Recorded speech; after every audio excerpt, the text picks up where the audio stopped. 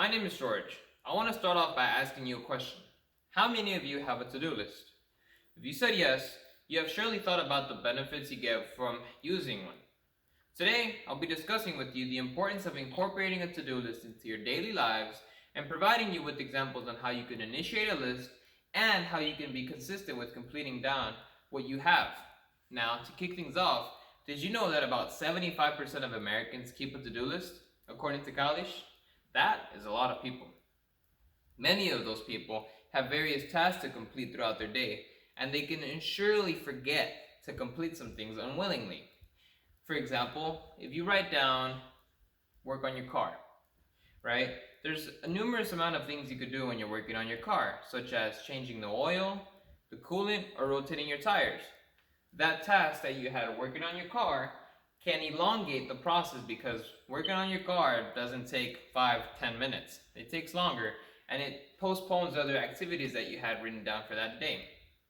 Now, people who have an agenda of things to complete can benefit from having them listed down near them so they won't forget throughout the day. Now, one thing that people should always keep in mind is that if you postpone things or do things last minute, you lack from two things. You lack effort and overall performance, which brings down your credibility and your expectations as a person. Not addressing these issues can lead you to experience poor mental and physical health. Now, some of the first steps you can do into starting a list is you can have a whiteboard on the wall or a piece of paper and you write down simple things you can do throughout the day, such as running for 5 minutes, drinking those recommended 8 cups of water, or making your bed. Simple things that you can do throughout the day. Next, what you want to do is you want to write down goals that you have as a person, whether it's write down 10 emails or make your first sale. Ensuring that you add something every time you erase something will keep you tracked and it'll keep you organized. Now, if we don't address these issues, we can have our priorities misaligned, and having your priorities misaligned can lead you to experience stress or fatigue as a person, and you don't want to experience those as a person. Now, some of the first things that having a to-do list does is it keeps you organized. You make the list in a way that works for you, not somebody else. It provides a set of tasks you need to do, and it prevents you from having a non-postponing attitude. The next thing it does is it can lead you to experience health benefits, such as reducing stress, you don't overthink, and it keeps you on track. Moving forward, the last thing it can do is it can optimally enhance your performance. You have more time to focus, you avoid multitasking, and what I believe is most important is it eases the workload on yourself. That is very key and essential from having a to-do list. Now, we may be more inclined into engage in solo tasks that are enjoyable, but they will benefit us in the long run. The list will structure you as a person and will ensure that you are responsible and well organized according to Hammond.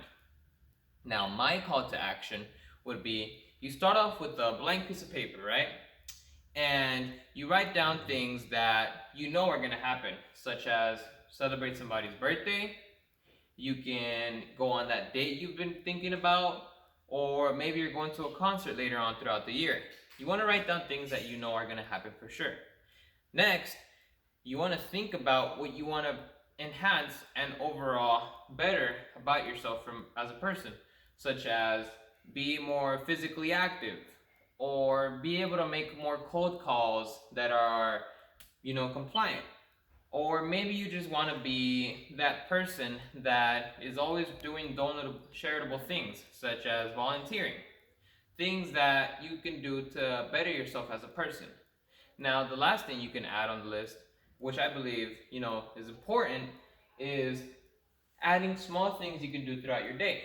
Now, referencing back to what I said at the beginning of this presentation, you can do that you drink your 8 cups of recommended water, you make your bed, or you run for 5 minutes. Things that you know you can do on a daily basis, and those are going to work as small achievements to later on build up your overall expectations, and you'll be able to reach those long-term goals. Now, make sure that you always add and erase something. I know I already said this once, but this is very, very important when you're doing a to-do list.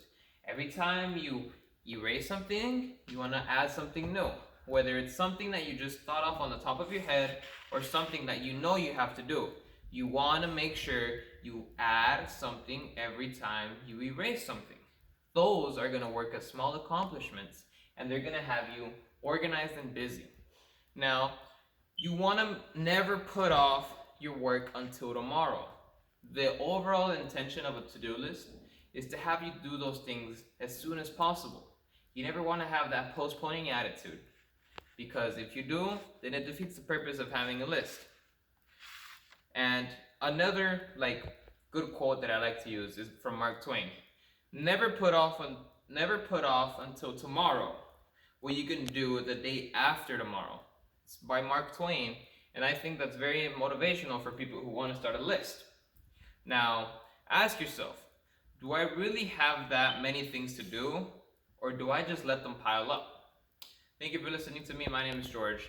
Today we discussed the importance of incorporating a to-do list into your daily lives.